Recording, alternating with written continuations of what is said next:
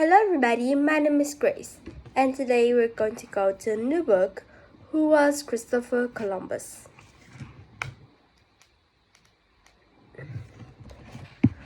Who was Christopher Columbus? A tall man paced the deck of a ship. He and his men had been at sea for 70 days, since August 3rd, 1492. They had sailed over 2,650 miles from Spain. Now land has been spotted. Had Christopher Columbus' dream to reach the Indies finally come true? For years, he had begged the rulers of Portugal and Spain to give him money for this journey. He wanted to find a route from Europe to the Indies by sailing west. The Indies included China, Japan, and India. No one had done this before. The sun rose on October 12, 1492. Columbus and his crew made their way to shore. Falling to his knees, he kissed the ground and cried, "Oh, what riches awaited him! He would return to Spain a hero." Christopher Columbus didn't know what this was not the Indies. So where was he? Columbus and his crew were on land that no one in Europe knew about. Christopher Columbus had discovered a new world. Chapter 1. An Explorer is Born.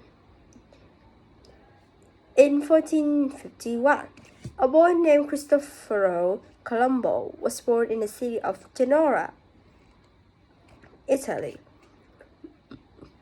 In the English-speaking world, he is known as Christopher Columbus. Christopher's father was a wool weaver. His mother was the daughter of a weaver, and she helped with the work. It was expected that one day Christopher would take over the family business. But young Christopher didn't want to follow his father's footsteps. He loved the sea, the smell of the salt air. He loved the way the wind blew through his hair. Genoa was the busiest port on the Mediterranean Sea. Christopher and his younger brother Bartolomeo loved going down to the docks. They watched ships come into port, bringing in goods such as silk, tea, and spices from the east. And they watched the ship leave loaded with wool, copper, tin, and weapons.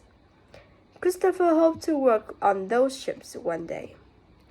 At that time, boys as young as 10 went off to sea as cabin boys. A cabin boy did all sorts of jobs: cooking, cleaning, fetching tools, and supplies. Christopher got his first job aboard a ship when he was about 14. Christopher split his time between helping his father and sailing the seas. He sailed to such places like Ireland and Iceland. He learned a lot about how to steer a ship in an open sea. This skill would be very important later in his life. At 19, Christopher had grown into a young, strong man.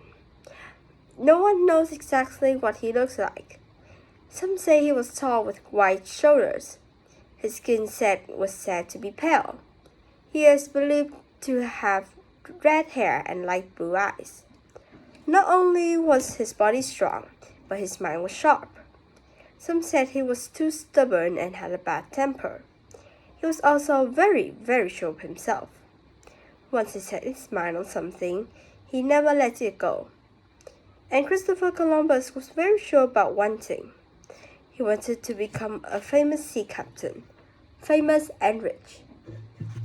Chapter 2. Mapping the World. In 1476, when Christopher was 25 years old, he was on a ship, attacked by the French warships. The ships went up in flames, but Christopher managed to reach the shore. He was near a small fishing village in Portugal. Some villagers found him and took care of him. Christopher was happy for their help. However, he did not want to stay in a quiet village. He soon made his way into the capital city of Lisbon. For 9 years he lived in Lisbon. His brother Bartolomeo lived there too. They opened a business together. They were map makers.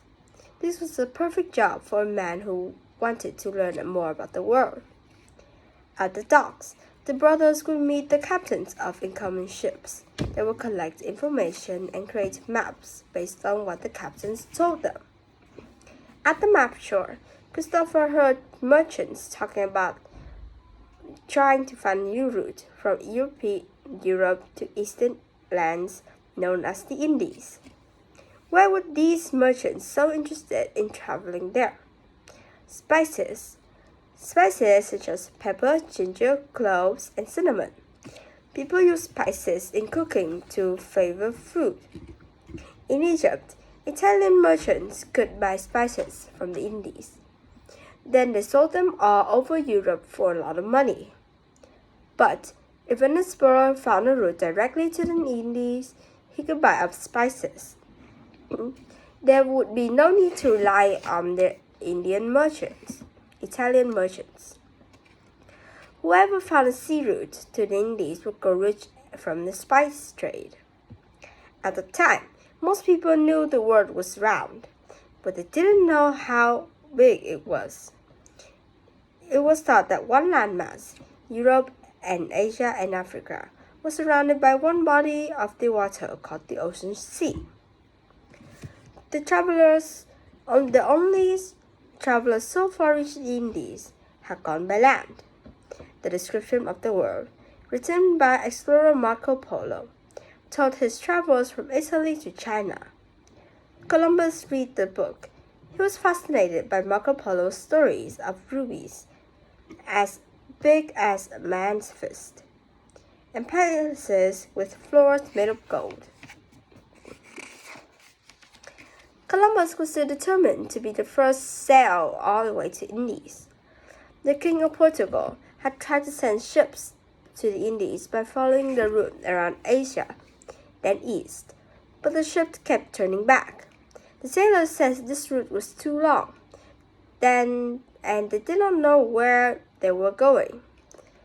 But Columbus had another idea, a better idea, he thought. He would sail west to the Indies. He would sail straight across the ocean sea.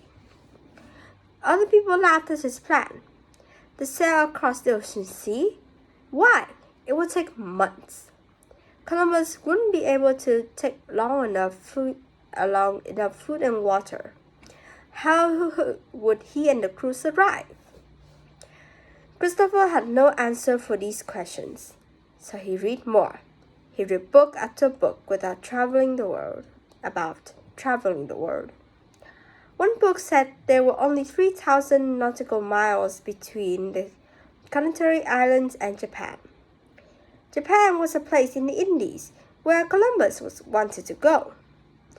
Another book about the Indies claimed there were men with umbrella-shaped feet, people with eyes on their shoulders, and creatures were half lion and half eagle.